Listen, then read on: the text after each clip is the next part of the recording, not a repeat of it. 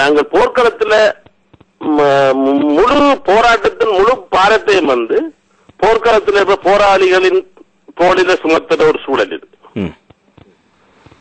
அதனாலதான் அந்த போராடிகள் இவ்வளவு திறமையாகவும் தியாகத்துடனும் போராடியும் ஒரு தோற்று போன ஒரு சூழல் உருவானது காரணம் போராட்டத்தின் முழு பாரங்களை ஒரு அறிவுத்துறையை சார்ந்தவர்கள், ராணுவ ஆய்வாளர்கள், ஆய்வுத்துறையை சார்ந்தவர்கள், சட்ட வல்லுநர்கள், மந்திரிகள், இப்படி அரசியல் ஆய்வாளர்கள், பல்வேறு அணியையும் சேர்ந்தவர்கள் சுமக்க வேண்டிய சுமைகள் எல்லாவற்றையும் வந்து போர்க்களத்தில் இருந்த போராளிகளுடைய தலையில சுமத்திய ஒரு சூழல் இருந்தது.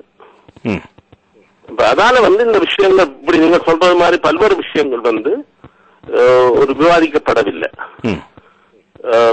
நீரந்திரி சொல்லும் போன்றவர்கள் வந்து இந்த பிரச்சனைகள் தொடர்பாக தங்களுடைய நீரந்திரி சொல்லும் அமரலிங்கம் போன்றவர்கள் வந்து சட்ட பிரச்சனைகள் தொடர்பான சில விஷயங்களில தங்களுடைய மட்டத்துக்குள்ள சில பங்களிப்பு இருந்தாலும் ஒரு விடுதலை போராட்ட மட்டத்துல வந்து இந்த பங்களிப்பு இடம்பெறவில்லை. இதோட வந்து நான் வந்து சில விஷயங்களை சொல்ல விரும்புறேன்.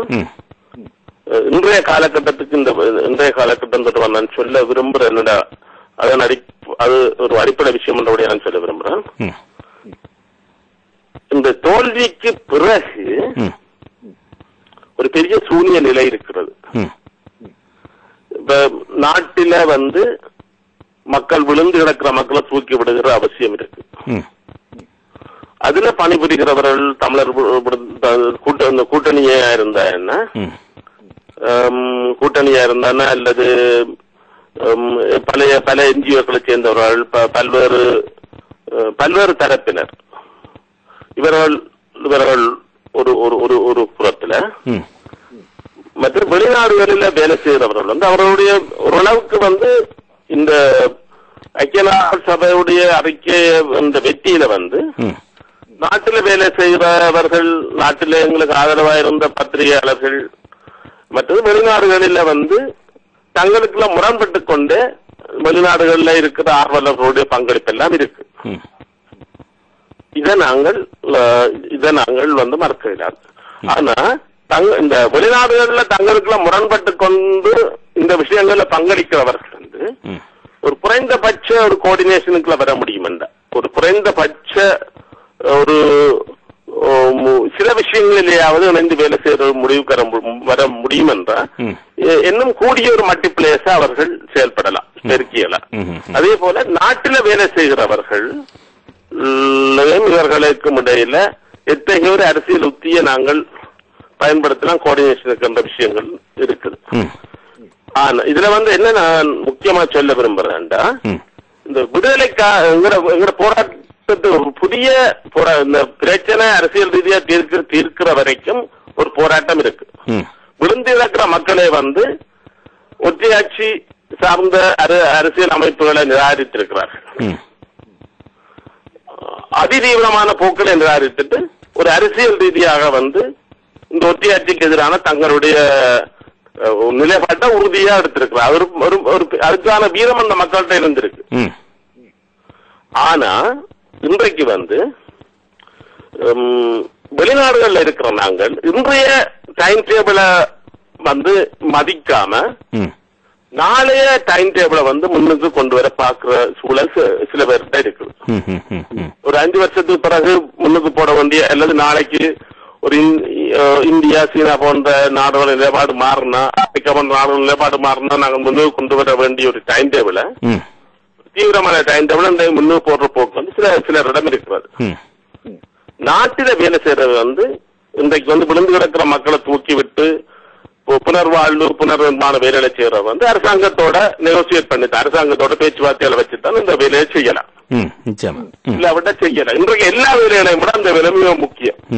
இந்த மக்களை தூக்கி விட்டு இந்த மக்கள் விரும்புற பாதையில தான் நாங்களுக்கு விடுதலை போராட்டத்தை எடுத்து செல்லலாம். இந்த மக்கள் விழுந்து இழக்கிற பொழுதே வந்து வீரத்தோட வந்து அவர்கள் வந்து முடிவெடுத்திருக்கிறார்கள். இந்த ஒற்றையாட்சியை நிராகரிக்க வேண்டும். அதனுடைய இந்த மக்கள் நாங்கள் பூரணமான நம்பிக்கை வைக்கலாம்.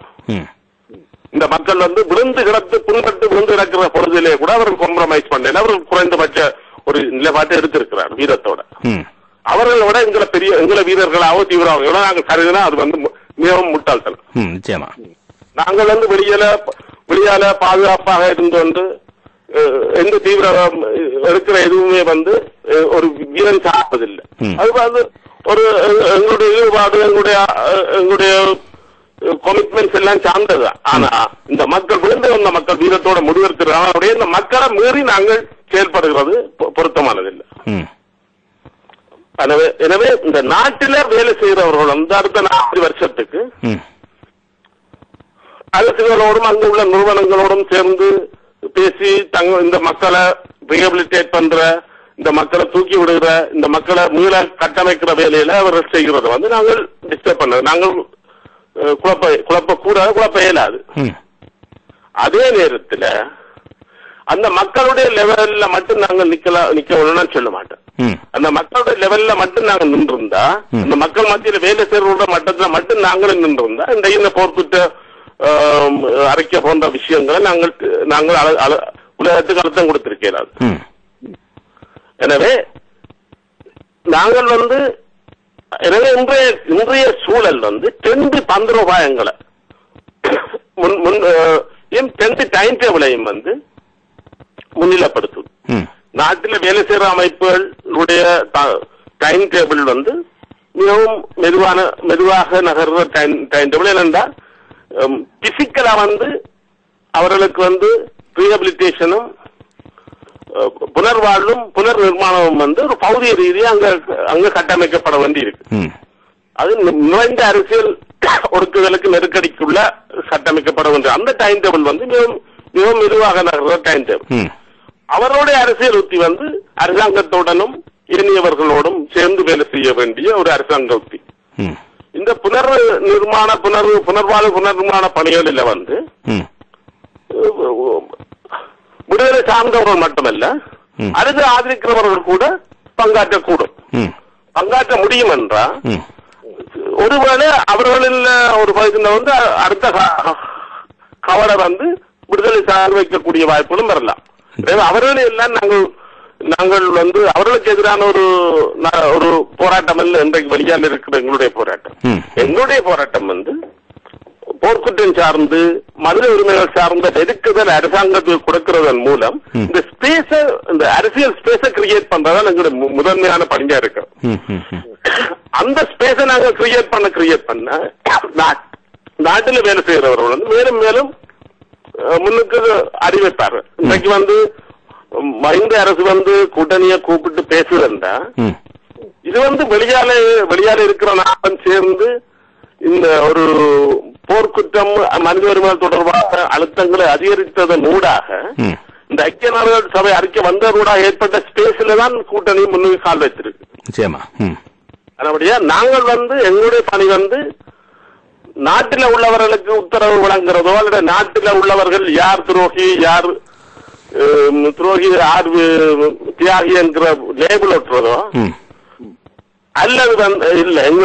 எங்கட பணி வந்து அவர்களுடைய பணிகளை மறைமுகமா ஆதரித்த வகை முற்போக்கான பணிகளை மறைமுகமா ஆதரிக்கிற அதே நேரத்தில் அவர்களுக்கான ஸ்பேஸ வந்து கிரியேட் பண்றதுக்கு சர்வதேச ரீதியான ஒரு அழுத்தத்தை சூழ்நிலையை நாங்கள் உருவாக்குறோம் என்கிற பணி. ஜெயபாலன், இந்த இடத்துல ஒரு விஷயத்தையும் சொல்ல வேணும் என்றால் அது நாங்கள் செய்திகளாக இன்னும் ஆக்கவில்லை.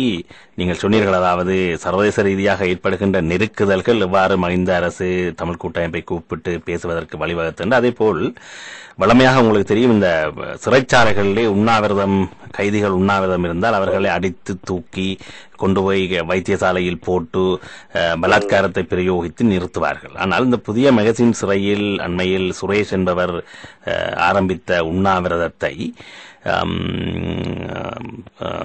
சில்வா, அதாவது சிறைச்சாலை ஆணையாளர், அவருடைய இனிஷியல் எனக்கு மறந்துவிட்டது, சில்வா, அவரும் ஒரு ராணுவ அதிகாரி, மிக நிதானமாக கையாண்டிருக்கிறார். அதாவது அவர்களோடு போய் சிறைச்சாலையில் கதைத்து அவர்களை இல்லை நாங்கள் உங்கள் பிரச்சனை தொடர்பாக ஆராய்ந்து கொண்டிருக்கிறோம், நீங்கள் இந்த உண்ணாவிரத்தை நிறுத்துங்கள், எங்களுக்கு வெளியில் பிரஷர் மிக அதிகமாக இருக்கிறது என்று சொல்ல அவர்கள் அதை வைத்துக் கொண்டு அந்த சிறை கைதிகள் இல்லை நாங்கள் இங்கிருந்துதான் நீங்கள் அப்படி என்றால் வைத்தியரை கொண்டு வந்து பார்க்கலாம், நாங்கள் வைத்தியசாலைக்கு வரமாட்டோம் என்று பாகையின் பண்ற நிலைமை ஒன்று இந்த சர்வதேச ரீதியாக இருக்கின்ற சூழல் அங்கு உருவாக்கி இருக்கிறது. எனவே நீங்கள் கூறியது மிக முக்கியமான ஒரு பாயிண்ட் என்னென்றால் அங்கு உள்ளவர்கள் தங்களுடைய எல்லைகளுக்குட்பட்டு எதனை செய்யலாமோ அதனை செய்ய அவர்களை அனுமதிக்க வேண்டும். அதே நேரத்தில் 2 தந்திரோபாயங்கள் கடைபிடிக்க வேண்டியது என்பது மிக முக்கியமானது. சொல்லுங்க. மற்றது வெளியில இருக்கிறவர்கள் பல்வேறு முரண்பாடுகள் இருக்கு, அதற்கான காரணங்கள் அவர்களுக்கு இருக்கு.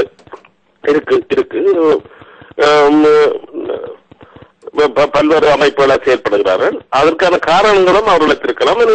அவர்களுக்கு ஆனா எல்லாருக்கும் அவர்கள் ஒரு குறைந்தபட்சமா சில விஷயங்களிலாவது ஒருவருக்கு ஒருவர் முரண்படாமல் செயல்படுறது ஒன்று. 2வது சுய விமர்சனத்தை ஏற்றுக்கொள்றது. 3வது சர்வதேசம் இப்ப சர்வதேசத்தை நாங்கள் சர்வதேசத்துக்கு அழுத்தத்தை கொடுக்கிற அதே தருணத்துல சர்வதேசம் எங்களையும்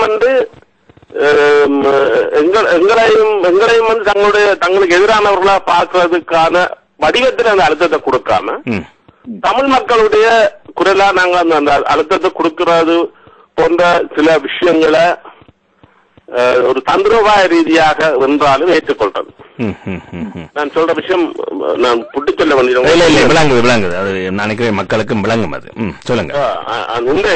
இந்த விஷயங்கள்ல வெளிநாடுகளில் உள்ள எல்லா அமைப்புகளும் ஏற்றுக்கொள்ளணும். எல்லா அமைப்புகளுக்கும் தாங்கள் பிளவுபட்டிருக்கிறதுக்கான நியாயங்கள் அவர்களுக்கு இருக்கும். அவர்களும் கடந்த காலங்களில் நிறைய தங்களுடைய வாழ்க்கையை விட்டுட்டு வேலை செய்தவர்கள், அது எல்லாம் யாரும் மறக்க முடியாது. ஆனா இந்த போரில இறந்து போன அந்த போரில தியாகம் செய்த இந்த பல்வேறு காலகட்டங்களிலும் பல்வேறு அமைப்புகளில் போரில தியாகம் செய்த இறுதி போர்ல பெரிய அளவில் தியாகங்களை செய்த எங்களுடைய போராட்டங்களை நாங்கள் மதிக்கிறதா இருந்தா எங்களுடைய எல்லா வேறுபாடுகளுக்கும் வெளியில இந்த குறைந்தபட்ச ஒரு விஷயத்துல இந்த போர்க்குற்ற அறிக்கை தொடர்பாக வருகிற எதிர்காலத்தில் வருகிற பல்வேறு சவால்களை எதிர்கொள்வதற்கு நாங்கள் எங்களுடைய முரண்பாடுகளுடனும் நாங்கள் ஒரு குறைந்தபட்சமா ஒன்று கூடி செயல்படுவது தயாரா இருக்கணும். அது நாங்கள் அரசியல் சுய விமர்சனத்தை நிராகரிக்க கூடாது. நிராகரித்தா சர்வதேச சமூகம் எங்களையும் ஒரு லைன்ல போட்டுரும். 2வது சர்வதேச சமூகம் பல்வேறு காரணங்களால தங்களுக்கு எதிராக கருதுகிற ஒரு ஃபார்ம்ல நாங்கள் இந்த போராட்டம் இந்த அணுகுகள் அல்ல செய்யக்கூடாது. நாங்கள் இது ஒரு இலகுவான ஒரு புதிய ஃபார்முலா நாங்கள் உருவாக்க வேண்டும். ஆம் ஜெயபாலன், என்னென்றால் நான் நினைக்கின்றேன் இன்று ஓரளவுக்கு உங்களுடைய நீண்ட உரை இருந்திருக்கிறது. நீண்ட நேரம் மக்கள் காத்திருக்கிறார்கள். நாங்கள் இந்த விடயத்தை நான் நிச்சயமாக அடுத்த விருதுகளுக்கும் நான் இதை கொண்டு செல்கிறேன். ஏனென்றால் பலரும் இப்பொழுது கருத்து தெரிவிக்கிறதுக்கு ஆர்வம் தெரிவித்திருக்கிறார்கள். எனவே இதே தலைப்பை நாங்கள் அடுத்த முறையும் கொண்டு செல்வோம். அதிலே உங்களையும் நான் இறுதியாவது நான் சொல்ல விரும்புகிறேன். உள்நாட்டில் இருக்கிறவர்கள் தான் அடிப்படை விஷயங்களை அவர்களெல்லாம் அடிப்படை போராட்டங்களை அவர்களெல்லாம் செய்ய வேணும். நாங்கள் ஆதரிக்கிற அதே நேரத்தில் அவர்களுக்கான ஸ்பேஸை கிரியேட் பண்றதுக்காக சர்வதேச அழுத்தங்களை நாங்கள் உருவாக்கணும். அதுல நாங்கள் ஓரளவு வெற்றி பெற்றிருக்கிறோம். மேலும் வெற்றி பெறுவதற்காக நாங்கள் பல்வேறு அணிகளா இருக்கிறோம். நாங்கள் பல்வேறு அணிகளா இருக்கிறதுக்கான நியாயங்களும் எங்களுக்கு இருக்கு. அவரவருடைய நியாயங்கள் அவரவர்களுக்கு இருக்கு.